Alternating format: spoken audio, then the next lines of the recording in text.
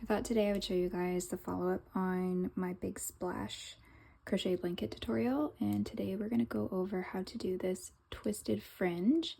I do mine a little bit differently than the pattern says, but you can do either way. So let's do that.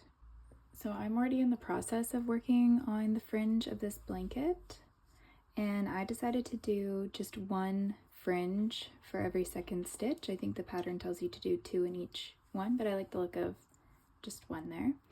So you're going to work how the pattern says and single crochet across each stitch to the end of the row, and that will kind of set you up for this. So follow the pattern for that. When you get to the point where you need to start making the fringe, come back and watch that. We end up working with the wrong side of our pattern facing us, and I'll just show you. I've got one already in here ready to go, but I'm just gonna pull this loop out a bit now. So after I made my last twisted fringe, I slip stitched back into this stitch here, and then I slip stitch into the next stitch and in the stitch after that as well.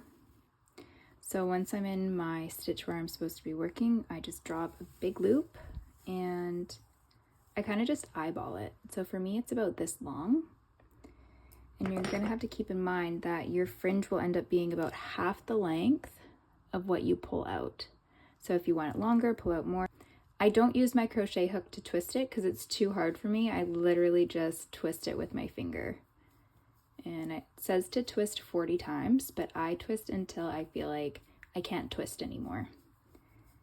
Because I want it to be super tight. I want it to twist like upon itself, and I don't want it to come undone.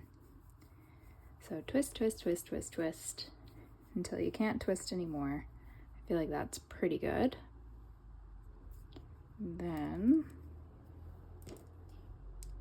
I insert my crochet hook into the loop that's at the top.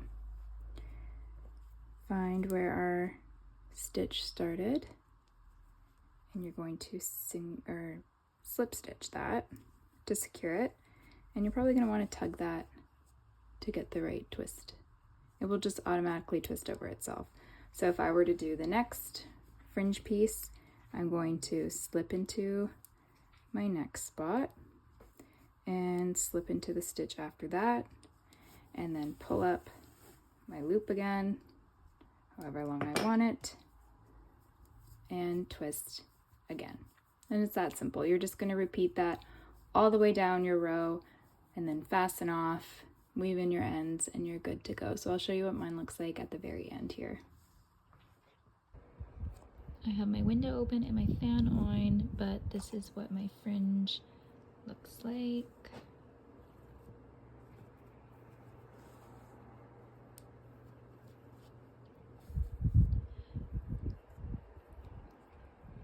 And this is what the fringe should look like when you're all done. Kind of just twists upon itself. It's hidden on the back side, and it's actually really pretty.